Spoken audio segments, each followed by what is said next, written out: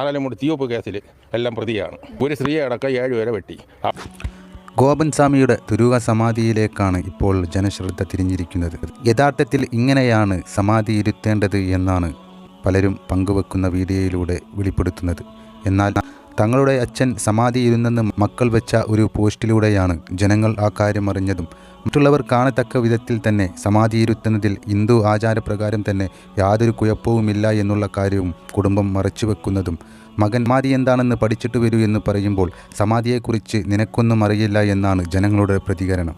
ജനങ്ങളെല്ലാവരും കൂടി നിൽക്കുമ്പോഴും എല്ലാവരുടെ സന്നിധിയിലും വെച്ച് സമാധിയിരുത്തുന്നതിൽ യാതൊരു പ്രശ്നവും തന്നെ ഹിന്ദു ആചാരപ്രകാരമില്ല.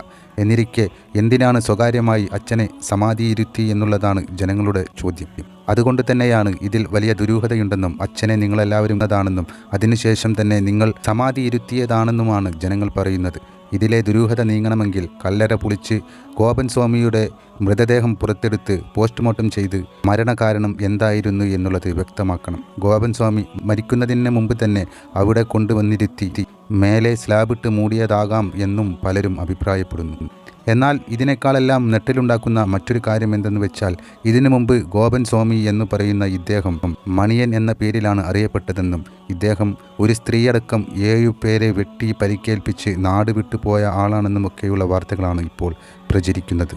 ഈ മക്കളുടെ ഇത്ര തീവ്രമായ എതിർപ്പ് കാണുമ്പോൾ തന്നെ അറിയാം ഇതിൽ വലിയ ദുരൂഹതയുണ്ടെന്നും. കൂടാതെ മൊഴി നൽകുന്നതിലെല്ലാം പരസ്പര വ്യത്യാസങ്ങൾ വരുന്നതും ദുരൂഹതയിലേക്ക് തന്നെയാണ് വിരൽ ചൂണ്ടുന്നത്.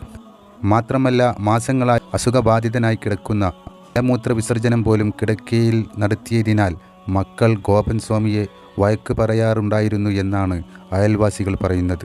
കൂടാതെ ക്ഷേത്രത്തിലേക്ക് കടക്കാൻ നാട്ടുകാരിലെ ഒരാളെയും ഇവർ അനുവദിച്ചിട്ടില്ല എന്നുള്ളതും ഇതിൽ വലിയ ദുരൂഹത തന്നെയാണുള്ളത് എന്നാണ് വിലയിരുത്തപ്പെടുന്നത്.